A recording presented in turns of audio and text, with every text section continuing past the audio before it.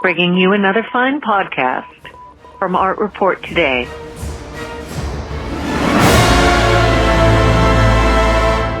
My name is Michael Delgado, and I'm on special assignment for Art Report Today. My guest today is the art critic, curator, and mentor to artists, Paddy Johnson. Paddy is the founding editor of Art F City. In addition to her work on the seminal blog, she has been published in New York Magazine, The New York Times, and The Economist. Paddy lectures widely about art and the internet at venues including Yale, Parsons, Rutgers, and South by Southwest. She served on the board of the Rockefeller Foundation, and she's become the first blogger to earn an Arts Writers Grant from the Creative Capital Foundation. And she's been profiled in Vice magazine. Most recently, Paddy is involved in a massive undertaking, setting out to chronicle the activity of artist-run spaces across the U.S. and their impact on the art world writ large. Paddy and her cohorts have conceived a comprehensive book comprised of the art spaces telling their own stories. We talk with Paddy about the important project, cover why artist statements tend to suck, and how to fix that. We also talk about the future of art and technology. I caught up with Paddy, properly socially distanced over the phone, in her house in Queens, where she is still active as an instructor at Parsons and NJCU, albeit remotely. Please welcome Paddy Johnson. Welcome, Paddy Johnson. Hi, thank you so much for inviting me to be here. My pleasure. I was doing a little bit of homework, and I was looking at your website, and I read the Vice thing as you suggested. But I was most curious about your Impractical Spaces writing project or publishing project, and then the forthcoming book. I was wondering where that was and what that was all about. Oh, yeah. So the Impractical Spaces project is something that I've been working on for 2.5 years with Dulcie Bohm and Corey Emig. The project itself engages 50 cities and 50 states, and what we do is we partner with organizations in different states to produce a one-time publication that looks at that archives defunct and active spaces in those cities or regions. So currently we have 6 active partners who are working. They're on a 2-year timeline to produce a book. Book craft is tough enough, but wrangling artists who run artist spaces to produce books of their own on a particular timetable that you're going to compile into a comprehensive anthology seemed akin to Samuel Johnson's effort to compile the first English dictionary. So I asked Paddy, how is she going to go about tilting at this windmill? So the project began with a questionnaire that we sent out on Art F City in 2016. And that was Michael Anthony Farley who came up with that questionnaire. And the questionnaire was just sort of a series of questions that was like, when did you when did you found your artist space? What were the years that it was in operation? What forms did it take? Like, what was your best exhibition?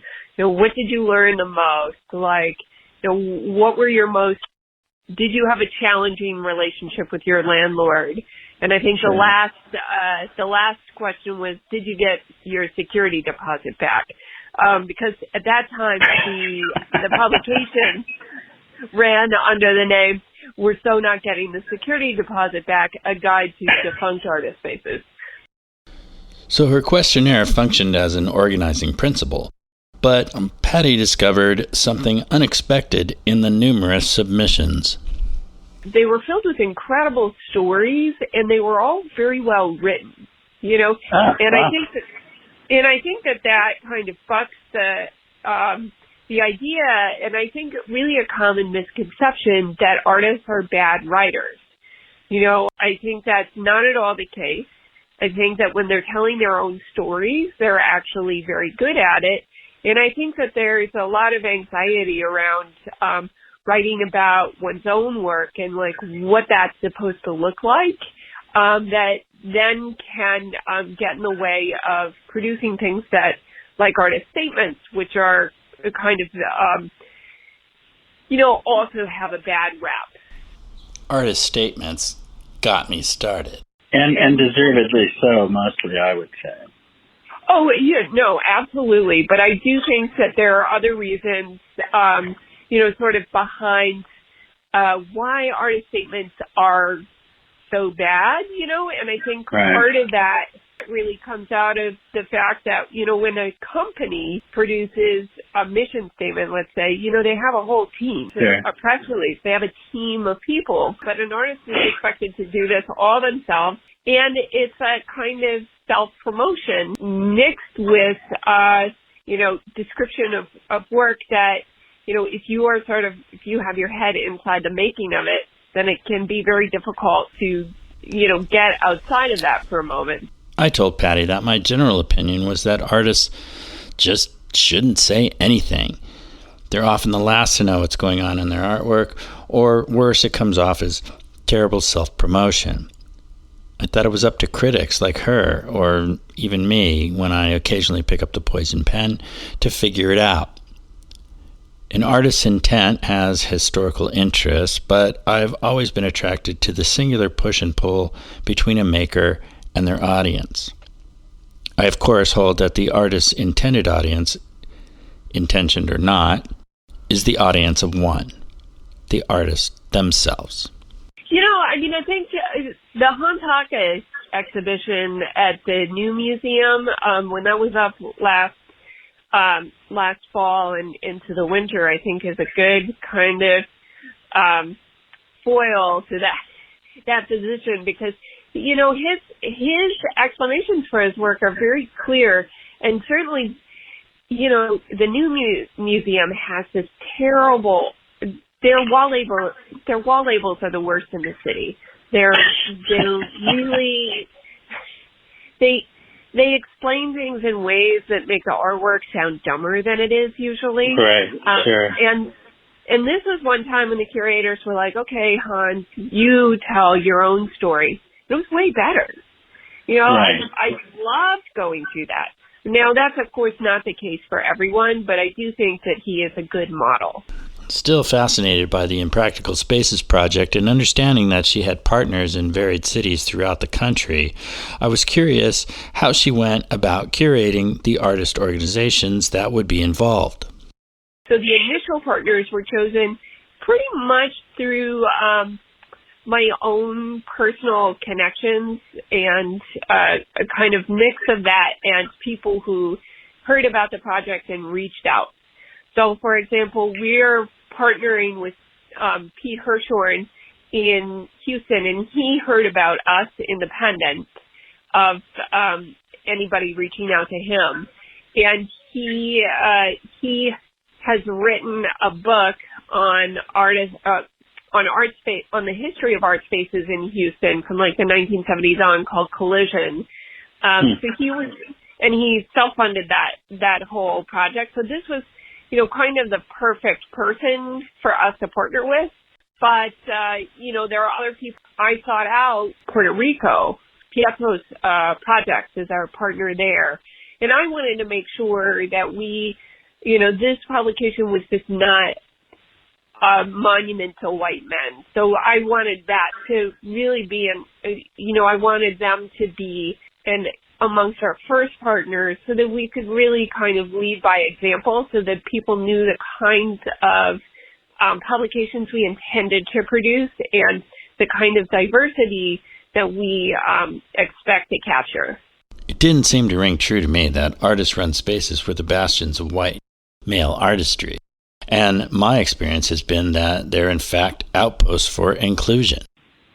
Yeah, I don't know that that's been our experience thus far. I think that sort of by far and away the people who are involved in the project tend to be women, just in terms of organizing, which is consistent with, I think, the leadership in nonprofit roles across the country. I would say that the efforts that our current partners are making tend to who are not sort of already located in a space that, like Puerto Rico, Kansas City, they've had a race problem for, it's sort of been long-standing. So I think to address that, one of the things that particular publication is doing is sort of thinking about artist-run spaces in a kind of broader sense, because I think one of the things that Corey had said to me, who was our lead partner there, was that sometimes African-American projects might take place in less conventional spaces, but they would also have different kinds of goals in mind when they launch shows. So there wasn't necessarily the idea that they were participating in a kind of system or industry where you would start at an artist-run space and then end up in a museum, That note of an artist-run space as a pathway to recognized institutions begged the question of how Paddy and her colleagues were going about selecting the spaces to include in this historic portrait. That's not really my decision, and I'm glad that it's not, because I have a different role. So the partners really decide the scope and who's going to be in it. And, when we put this together, a lot of the jobs that I had was sort of doing a lot of the editing. We worked on the arrangement of how these things would be laid out with a graphic designer. We came up with the design, all that stuff we did together. But the actual, what's going to be in it, but I would never tell somebody what to put in their publication and what not to.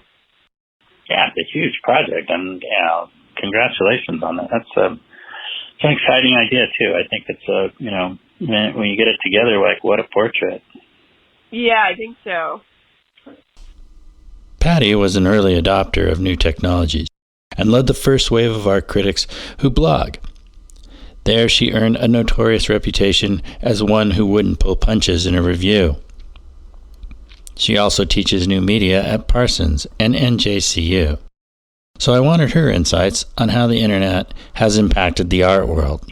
Yeah, so I think the early days when I first started blogging were really exciting, and I would I guess I would just push back a little bit on the description that I was a notorious blogger. I don't know that I had a negative reputation. Well, I don't know this is negative. It's just you've been known for speaking your mind, right? You don't. Yes. Yeah. So I think that's slightly different than notoriety. Yeah. But I understand why it's there. But yeah, so, and that's that is a hallmark of the kind of dialogue and conversation that happened when I first started blogging in 2005. So I'm self-taught. I don't have an art history degree. I went to school for painting. So I have a master's in that from Rutgers University. And when I got online, I wasn't doing that much painting. I was making fake websites for things because I thought that was fun. So so when I started, I also started under an anonymous name, and I started the full name of the blog at that time was Art Fag City, and that was consistent with sort of many types of very provocative names that were coming out at the time. I think there was somebody called who ran a blog called Book Slut, and then there was there was a sports blog called a very popular sports blog called Men with Balls. So there's a lot of sort of envelope pushing names that were used at that time, and so I definitely pushed that one quite far in that respect. But I think also at that time, I used it in the same way that you might use the term opera queen, which is to say, fandom. I was an art fan, and I lived in a city full of art fans. So it was really, when I used it, it was provocative, and I knowingly so. But it was also about a certain kind of love, and that love often manifested itself as a kind of cattiness. Nerd alert. Paddy goes into talking about life on the internet before Tumblr, which I find fascinating, and I hope you do too. There was a lot of comment wars at that time, and a lot of at that time there were artists who would start their own platform, something that you don't see anymore. So that was one way that artists really used the medium in kind of exciting ways. So rather than having an Instagram account, artists would have blogs, and they would write on their blogs. Rather than maintaining a Facebook account, they would do that too. There was a lot of exchanges of GIFs and other images on this site called Dump FM, which is where you would just chat with actual images. There were these things called surf blogs where artists would exchange images that they'd find online in a group blog. This was before Tumblr. So a lot of these things were, I think, natural adaptations that artists use to share images. So we now just have that we have platforms to do that for us now. The problem is that we have less control over what we see. Fast forward. I asked Paddy what she thought about the structure of the internet, its guiding forces, and the implications for artists today. I think algorithms are not good for art, right? So I think if you don't have control over what you're seeing and why, then you're not necessarily able to expose yourself to the kinds of things, to a diversity of expression. And that's actually something that I started thinking about a lot with the Now What the Fuck, which is this online exhibition of animated GIFs that's curated by Wade Wellerstein, Faith Holland, and Lorna Mills. And there's 80 people in the exhibition. It's an exhibition in response to the COVID quarantining. I was just going through all the GIFs, and I was like, I would never find these GIFs normally because you can't. They won't. They won't serve them to you. Yeah. So I think that's one of the, one of the parts of online life that's kind of suffered. And the interesting thing about that show is, especially if you look at earlier online animated GIFs, these GIFs, they're just far more complicated because the software allows you to do crazy things. It's not that there hasn't been a lot of gains, but there's, it's not one solid line of progress. I asked Paddy how she thought the internet specifically, or the ubiquity of technologies of all kinds, is impacting the way art is being consumed and purchased. I don't know the answer to that question. I will say that prior to COVID, Christie's had been organizing for its second year a technology conference. So last year they did a conference on AI.